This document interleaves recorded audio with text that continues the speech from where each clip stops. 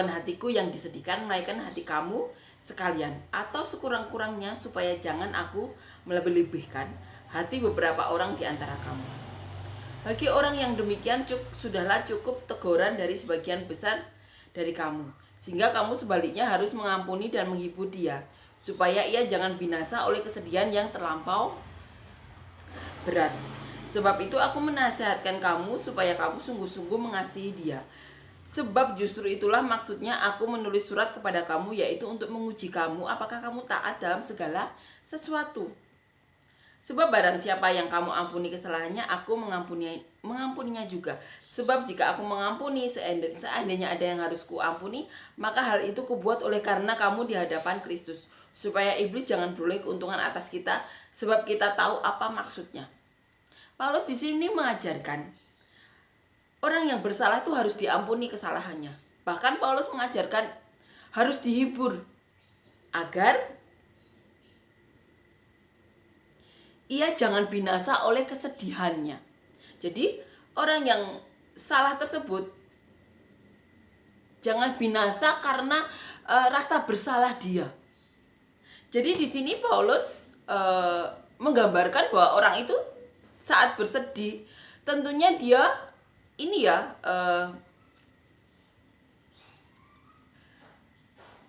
tahu dia bersalah, merasa bersalah, makanya dia sedih.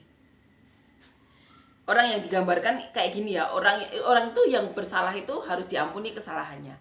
Tetapi seorang yang bersalah ini digambarkan Paulus orang yang bersedih hati, sehingga orang lain itu harus menghibur hatinya agar ia tidak binasa oleh kesalahannya.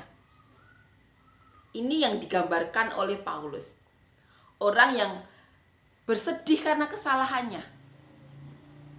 Dan orang lain tersebut, Paulus meminta agar orang ini dihibur. Karena apa? Karena dia merasa bersalah. Tentunya kalau dia melakukan kesalahan dan orang lain tahu sampai harus menghibur, berarti dia sudah mengakui kesalahan dirinya di hadapan orang tersebut. Paulus sampai meminta agar orang ini dihibur, jangan sampai ia binasa oleh kesedihannya. Paulus juga mengatakan ia menguji ketaatan jemaat Korintus.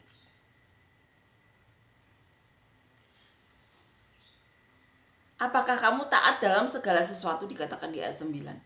Karena di sini katakan di ayat selanjutnya, sebab barang siapa yang kamu ampuni kesalahannya, aku mengampuninya juga.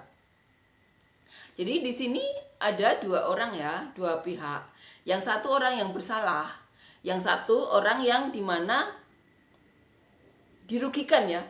Di sini Paulus mengajarkan untuk mengampuni dan menghibur orang yang bersalah itu agar jangan binasa oleh kesedihannya. Jadi ada orang yang melakukan kesalahan dan dia mengakui kesalahannya, dan satu orang lagi orang yang dirugikan. Paulus mengajarkan untuk mengampuni. Ada dua pihak, satunya orang yang merasa bersalah, satunya harus mengampuni. Agar apa? Orang yang merasa bersalah itu jangan sampai binasa oleh kesedihannya karena telah melakukan kesalahan. Kita akan renungkan ya dari ayat di awal bagaimana Paulus mengajar jemaat Korintus untuk mengampuni orang yang bersalah. Amin ya. Amin. Dikatakan di ayat 5, tetapi jika ada orang yang menyebabkan kesedihan, maka bukan hatiku yang disedihkannya, melainkan hati kamu sekalian. Atau sekurang-kurangnya supaya jangan aku melebih-lebihkan hati beberapa orang di antara kamu. Paulus di sini mengatakan kalau ada orang yang membuat kesalahan ya, yang membuat jemaat Korintus bersedih, maka bukan hatiku yang disedihkan, melainkan hati kamu sekalian.